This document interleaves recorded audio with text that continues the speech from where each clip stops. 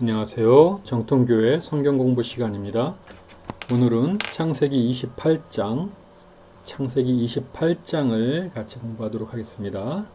28장 1절입니다. 이삭이 야곱을 불러 그에게 축복하고 또 당부하여 이르되 너는 가나안 사람의 딸들 중에서 아내를 맞이하지 말고 이제 그 리브가의 어떤 그런 계략으로 야곱이 축복을 받고 그 다음에 이제 리브가가 그랬죠. 하루아침에 어떻게 너희 둘을 다 잃으소냐 해가지고 야곱을 급히 이제 피신시키죠. 에서의 어떤 살인 동기가 있으니까요. 그땐 여기서 보실 게 이삭이 야곱을 불러 그에게 축복하다 이렇게 이야기가 나와 있잖아요. 이야기가. 근데 이 축복하다는 개념이 그냥 뭐 잘 갔다 와 이런 게 아니라 지금 이제 아내를 맞이러 가잖아요. 그러니까 리브가를 이 당시에 그 결혼 문화가 신랑 측에서 신부 측에 이제 빈폐물을 준다 그랬잖아요. 리브가를 얻을 때는 낙타 10피를 끌고 갔죠. 많은 어떤 재산을. 여기서도 이제 그 빈폐물을 준비해서 보내는 거죠. 축복하고 보내다라는 것은 그렇게 재산 그를 챙겨서 보냈다 이렇게 생각하시면 되고요. 2절 일어나 밧담 아람으로 가서 내 외조부 부두엘의 집에 이르러 거기서 내 외삼촌 라반의 딸 중에서 아내를 맞이하라. 라반은 리브가의 오빠죠. 네. 전능하신 하나님이 내게 복을 주시어 내가 생육하고 번성하게 하여 내가 여러 족속을 이루게 하시고 아브라함에게 허락하신 복을 내게 주시되 너와 함께 내 자손에게도 주사 하나님이 아브라함에게 주신 땅 곧 내가 거류하는 땅을 내가 차지하게 하시기를 원하노라. 이게 아브라함 자손에게 주신 어떤 축복들이죠. 이에 이삭이 야곱을 보내매 그가 밧담 아람으로 가서 라반에게 이르렀으니 라반은 아람 사람 부두엘의 아들이요 야곱과 에서의 어머니 리브가의 오라비더라. 에서가 본즉 에서는 지금 이제 이삭을 죽이려고 이렇게 호시탐탐 기회를 누리고 있죠.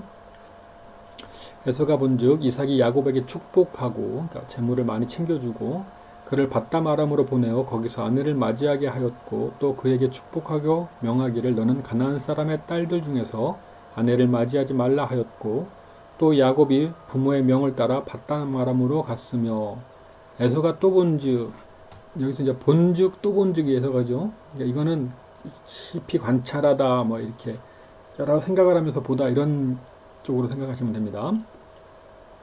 에서가 또 본즉 가나안 사람의 딸들이 그의 아버지 이삭을 기쁘게 하지 못하는지라. 왜 가나안 사람들이 아버지 이삭을 기쁘게 하지 못했을까요? 이삭은 브엘사바에서 제단을 쌓고 하나님의 여호와의 이름을 불렀죠.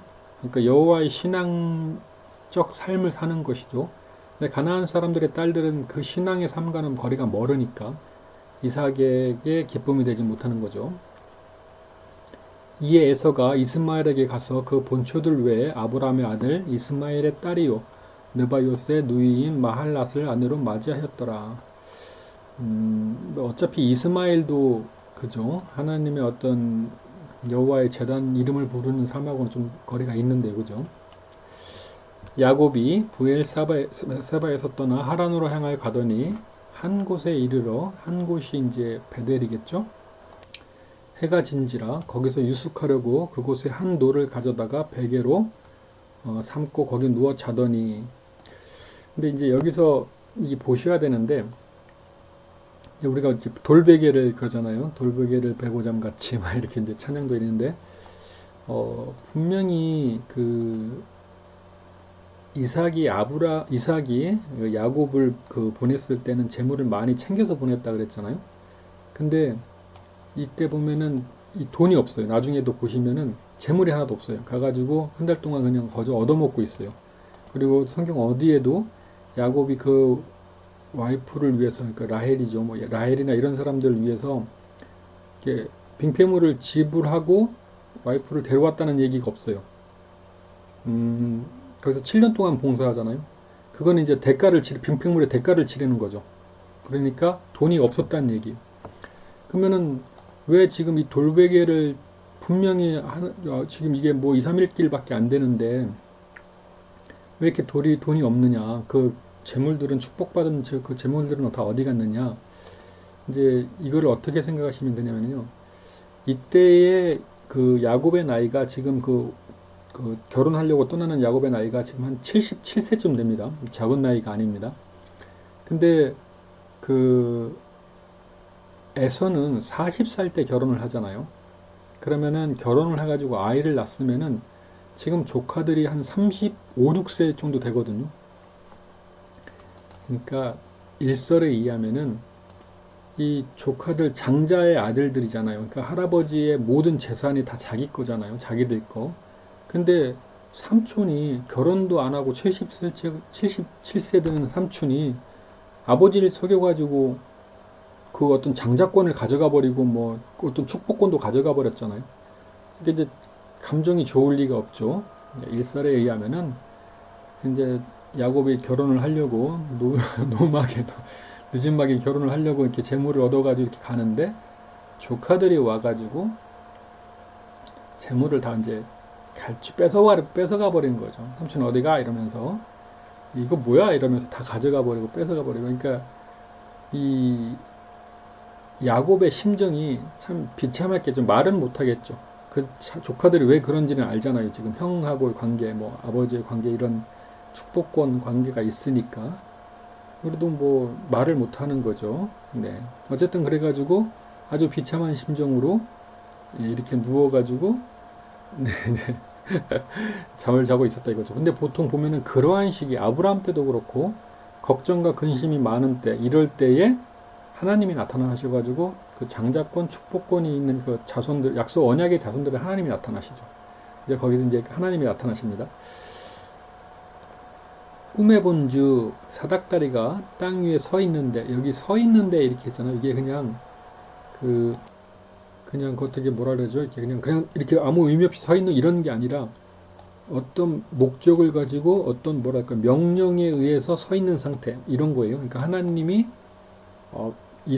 야곱을 위해서 하나님의 어떤 명령을 가지고 이렇게 딱 서 있는 상태 이해하시죠? 그냥 뭐 우연히 그냥 뭐 이렇게 하는 게 아니라 하나님께서는 끝까지 이렇게 지켜보시고 이렇게 기억하시고 하신다는 얘기죠. 그게 방주 사건 때 나왔죠. 기억하사가 나와 있죠. 그런 목적에서 서 있는 그런 겁니다. 그 꼭대기가 하늘에 닿았고 또 본즉 하나님의 사자들이 위에서 오르락 내리락 하고 이게 이제 어떤 목사님이 저희한테 그렇게 알려주셨는데 원칙적으로는 하늘에서 내리락 오리락이 있잖아요. 근데 이제 오르락 내리락은 이미 하나님께서 그 천사들이 명령에 의해서 내려왔다 이거죠. 내려와가지고 이렇게 그 명령을 수행하고 있으니까 야곱에 관해 가지고 어떤 일들이 하나님 보고하러 올라가야지. 오르락 내리락 하는 게 하는 거라고 말씀하시더라고요. 참 일리 있는 것 같습니다. 이게 그 마하나임 사건 때도 마찬가지죠. 애굽이 나중에 돌아올 때 마하나임 사건에서 하나님의 군대가 먼저 와서 기다리기 있죠. 네. 13절 또 본즉 여호와께서 그 위에 서서 이르시되 나는 여호와니 너의 조부 아브라함의 하나님이요 이삭의 하나님이라.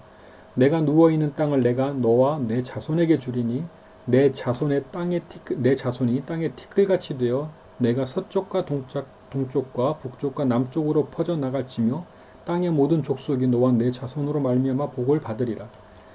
내가 너와 함께 있어 내가 어디로 가든지 너를 지키며 너를 이끌어 이 땅으로 돌아오게 할지라. 내가 내게 허락한 것을 다 이루기까지 너를 떠나지 아니하리라. 여기서 보면은 이제 하나님의 어떤 완전 선포시죠. 언약이신데 일단은 여기서 말씀하신 걸 보면은 두 가지겠죠. 일단은 처음에 뭐 나는 내 그 조부 아브라함의 하나님, 이삭의 하나님이라 이거는 이제 하나님의 정체성, 나는 누구다 이거 말씀하신 거고, 이제 또 하나는 내 자손의 땅에 티끌같이 되어 이 부분이잖아요. 이게 야곱이 이제 그런 생각했죠. 내가 77세 이 늙음하게 노인네가 다 돼가지고 내가 지금 참 가야 될까? 내 돈도 없이 무슨 낯짝으로 가가지고 와이프를 달라 그러지? 이런 생각이 있을 거 아니에요. 그러니까 이제 하나님께서 언약을 확신을 주시는 거죠. 네 자손이 반드시 땅에 티끌같이 많을 것이다. 라는 그 어떤 야곱의 그 어떤 걱정을 이렇게 또 해주시고, 또 하나는 그거잖아요. 내가 지금 저기로 가면은 내가 축복권이라고 장자권이라고 받았는데 이거 다 없어지는 거고 뭐 에서가 결국 내가 가서 못 돌아오면 에서가 뭐 장자권, 축복권 다 갖고 이렇게 실질적으로 장남인데 내가 뭔 짓 한 거지? 뭐 이런 생각을 하고 있을 거, 그런 거 걱정도 있을 거 아니에요? 그러니까 하나님께서 또 거기에 대해 가지고 또 이렇게 확증을 주시는 거죠. 내가 너의 하나님이다. 네가 나의 선택받은 자다. 뭐 이런 확증을 주시는 거죠. 이게 그 아브라함 때도 말씀하셨죠. 그때 얘기가 나눠졌죠. 나는 너의 방패다 이렇게 말하는 게 그냥 뜬금없이 하나님께서 난 네 방패야 이게 아니라고 말씀드렸죠. 아브라함이 걱정했던 바 근심해가지고 뭐 뼈가 삭도록 진짜 그 걱정하고 두려워했던 그 순간에 하나님께서 그걸 딱 해결해 주신 거죠. 누가 와도 상관없어. 내가 너의 방패야. 이렇게요. 야곱이 잠이 깨어 이르되 여호와께서 과연 여기 계시거늘 내가 알지 못하였도다. 이에 두려워하여 이르되 두렵도다 이곳이요 이것은 다름 아닌 하나님의 집이요 이는 하늘의 문이로다 하고 야곱이 아침에 일찍이 일어나 베개로 삼았던 돌을 가져다가 기둥으로 세우고 그 위에 기름을 붓고 그곳 이름을 베델이라 하였더라. 이 성의 옛 이름은 루스더라. 야곱이 서원하여 이르되 이제는 보통 언약이라는 것은 양쪽에서 약속하는 거잖아요. 근데 지금 보시면 하나님께서 일방적으로 선포하셨잖아요. 하나님께서 약속만 하셨죠. 다른 때 같이 지금 야곱의 상태가 다른 때 같이 네가 이거 하면 내가 이거 해줄게 라는 그런 선포가 아니시죠. 그냥 야곱의 지금 그 처지가 좀 완전히 비참한 상태인 거죠. 그러니까 이제 하나님께서 선포하시니까 야곱이 서운하는 거죠. 야곱이 서원하여 이르되 하나님이 나와 함께 계셔서 내가 가는 이 길에서 나를 지키시고 먹을 떡과 입을 옷을 주시오 내가 평안히 아버지 집으로 돌아가게 하시오면 여호와는 나의 하나님이 되실 것이요 내가 기둥으로 세운 이 돌이 하나님의 집이 될 것이요 하나님께서 내게 주신 모든 것들의 10분의 1을 내가 반드시 하나님께 드리겠나이다 하였더라 라고 이제 언약 체결이 되는 거죠. 근데 제가 알기로 성경을 어디를 봐도 야곱이 11조를 바쳤다는 얘기는 없습니다. 어쨌든 그래도 신실하신 하나님께서는 그 하나님의 약속을 다 이루시죠. 하나님의 신실 이렇게 보통 교리적으로 얘기하고 이렇게 얘기하는데 그건 나중에 얘기고 일단은 이 성경을 지금 아는 시간에는 성경이 어떤 내용이고 어떻게 읽어야 되는 어떤 통독적으로 보는 것이니까 깊이는 안 들어가고요. 일단은 이렇게 하겠습니다. 오늘 28절의 이야기를 중심 이야기를 잡아보면요. 일단은 그 돌벽에로 잡으시는 게 좋겠죠. 돌베개, 그죠? 돈을 많이 가지고 했는데 돈이 없는 거잖아요. 왜 없을까 생각해보면 어떤 일이 있었는지 이제 알 것이고 돌베개로 왜 베개를 했는지 그 다음에 사닥다리 언약, 그죠? 하나님께서 나는 너의 하나님이 될 것이고 그러면 또 야곱이 하나님은 나의 하나님이 될 것이고 이렇게 언약을 맺죠. 그래서 28장은 돌벽에와 사닥다리 언약의 이야기 이렇게 정리하시면 될 것 같습니다. 예, 감사합니다. 수고하셨습니다.